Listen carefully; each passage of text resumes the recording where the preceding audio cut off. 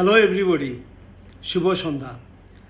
আপনারা জানেন কদিন আগে আমি একটি ভিডিও পোস্ট করেছিলাম যে আমরা যারা সচেতন নাগরিক, যারা বিবেকবান, যারা সচ্ছল, তাদেরকে মানুষের স্বার্থে, দেশের স্বার্থে অবদান রাখা উচিত এবং কিভাবে আমাদের দেশ এগিয়ে যেতে পারে, কিভাবে আমাদের সরকার আরও ভালো কাজ করতে পারে সে বিষয়ে সোচ্চার হওয়া দরকার, যাতে আমরা আমাদের দেশকে আমাদের মতো করে গড়তে পারি।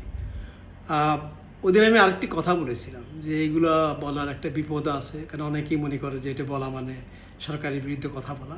কিন্তু আমি সেদিনে বলেছি, আজও বলছি যে আমি যেটা বলি ইন্টারভিউতে কিংবা আমার ভিডিও পোস্টে, সব কিছুই দেশের স্বার্থে, জনগণের স্বার্থে, কোনো দলের পক্ষে বিপক্ষে নয়, সরকারের পক্ষে বিপক্ষে নয়। আমি এটি বলছি এই কারণে যে আমার ২-৩টি ইন্টারভিউয়ের পরে এবং এই ২-১টি ভিডিও পোস্টের পরে কিছু লোকজন আমাকে উপদেশ আকারে এক ধরনের প্রচ্ছন্ন হুমকি দিয়েছে যে এগুলো আমার করা উচিত না। আমি শুধু তাদেরকে বলতে চাই,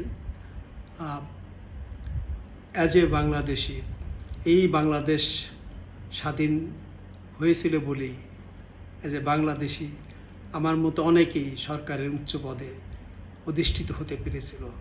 আমি যদি আমার কথা বলি, আমি সরকারের সচিব ছিলাম, হাই কমিশনার ছিলাম, জাতিসংঘে আমি পরিচালক পদে চাকরি করেছি। এটি সম্ভব হয়েছে শুধুমাত্র এই স্বাধীন দেশের কারণে, শুধুমাত্র এই দেশের মানুষের জন্য, এই দেশের জন্য। অথবা আমি মনে করি যে এই দেশের প্রতি, এই দেশের মানুষের প্রতি আমার অনেক দায়বদ্ধতা আছে, অনেক ঋণ আছে। আমি ইচ্ছে করলেই, যেহেতু আমি এখানে চাকরি করেছি, আমি কানাডা, আমেরিকা, অস্ট্রেলিয়া নিজের মতো দেশে ইমিগ্রেশন নিয়ে থেকে যেতে পারতাম। কিন্তু আমার অবসরের পরে আমি এই দেশে এসেছি যদি এই দেশের কোনো কাজে আমি লাগতে পারি এবং এই দেশে যাতে আমি আমার শাহাদত বরণ যাতে আমার এই দেশেই হয়। কিন্তু এটি করতে গিয়া এখন দেখছি অনেক দিক থেকে অনেক ধরনের প্রতিবন্ধকতা আসছে।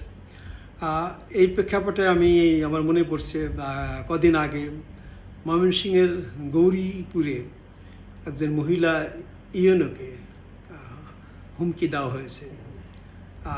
তারপরে বুঝতেই পারছেন যে একজন সিটিং ইউএনওকে যদি হুমকি দেওয়া হয় তাহলে আইন শৃঙ্খলা পরিস্থিতি কোথায় গিয়ে দাঁড়িয়েছে।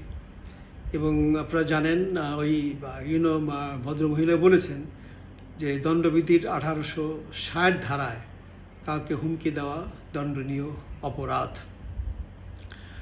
আইন শৃঙ্খলা পরিস্থিতি সম্বন্ধে বলতে গেলে বলতে হয়, আমি জাস্ট কদিন আগে টিআইবির একটি প্রতিবেদন দেখলাম।